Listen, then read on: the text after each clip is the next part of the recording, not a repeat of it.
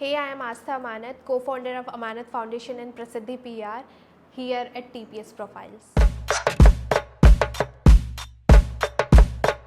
So basically मैंने और आसिफ ने जब शुरू किया था we started our career into events और हमने इवेंट्स में बहुत ज़्यादा नोटिस किया कि जो फीमेल्स हैं या ऑडियंस में बोलो या पार्टिसिपेंट्स में बोलो बोथ आर नॉट कमिंग जब इवेंट थोड़ा रात में हो रहा है या फिर जब वो आते भी थे तो किसी ना किसी के साथ आते थे, उनको प्रॉब्लम होती थी कोई मुझे लेने आएगा कोई मुझे छोड़ने जाएगा, ये वाली प्रॉब्लम बहुत ज़्यादा फेस होती। देन वी थॉट कि क्यों हो रहा है एंड उसके बाद हमें समझ आया कि जो फीमेल्स हैं जो वुमेन है हमारे आसपास वो बहुत ज़्यादा डिपेंडेंट है किसी ना किसी के ऊपर अपनी डेली रूटीन को लेकर भी। Then we started this Amanat foundation. हमने 2018 में काम शुरू किया था। इसमें हम एम्पावरमेंट को बहुत ज़्यादा फोकस कर रहे थे एंड उस वक्त हमें ये फील हुआ कि एम्पावरमेंट तब आता है जब हाथ में पैसे हो, मतलब एम्प्लॉयमेंट हो, किसी ना किसी तरीके से वो फीमेल कमा रही हो। देन वी स्टार्टेड दिस कि हम कहीं से उनको लाकर एम्प्लॉयमेंट देंगे। शुरू में तो बहुत ज़्यादा मुश्किल हुआ क्योंकि we were not that aged, हम बहुत मतलब यंग भी थे उस वक्त में, हमें नहीं पता था चीज़ें काम कैसे करती है, चेन कैसे क्रिएट होता है। बट जब लॉकडाउन लगा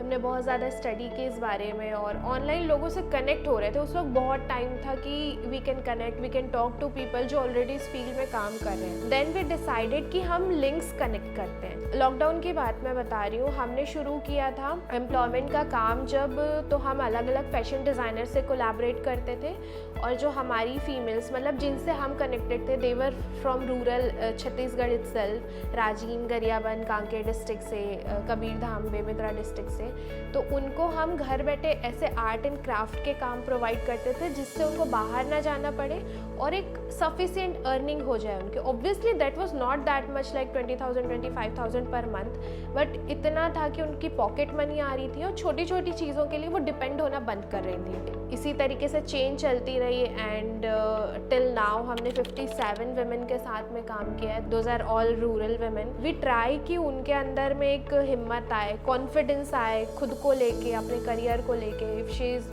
नॉट एजुकेटेड तो उनको थोड़ा बहुत उस फील्ड में एजुकेशन देना जिसमें वो काम कर सकती है। बट जब हम ये काम कर रहे थे उसी वक्त हमें बहुत ज़्यादा फील हुआ कि मेंस्ट्रुएशन को लेकर अवेयरनेस की कमी है बहुत ज़्यादा। हम देखें तो रूरल एरिया में, क्योंकि अर्बन में फिर भी स्कूल्स में या घर वाले थोड़े से ओपन होते हैं, टॉकेटिव होते हैं अबाउट दिस टॉपिक, बट हम अगर गाँव में जाते हैं तो लोग इस बारे में बात भी नहीं करते।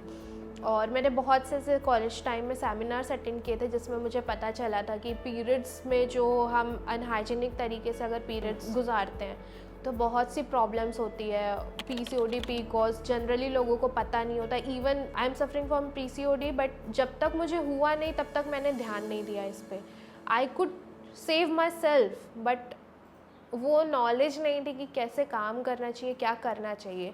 तब हमने शुरू किया द पैड स्टोरी, जिसमें हम स्पेशली मेंस्ट्रुएशन पे बात करते हैं, स्टिग्मा को तोड़ने का काम कर रहे हैं, जो टैबूज़ है उसको तोड़ने का काम कर रहे हैं। सेफ़ और हाइजीनिक मेंस्ट्रुअल प्रोडक्ट्स को हम बहुत ज़्यादा प्रमोट करें।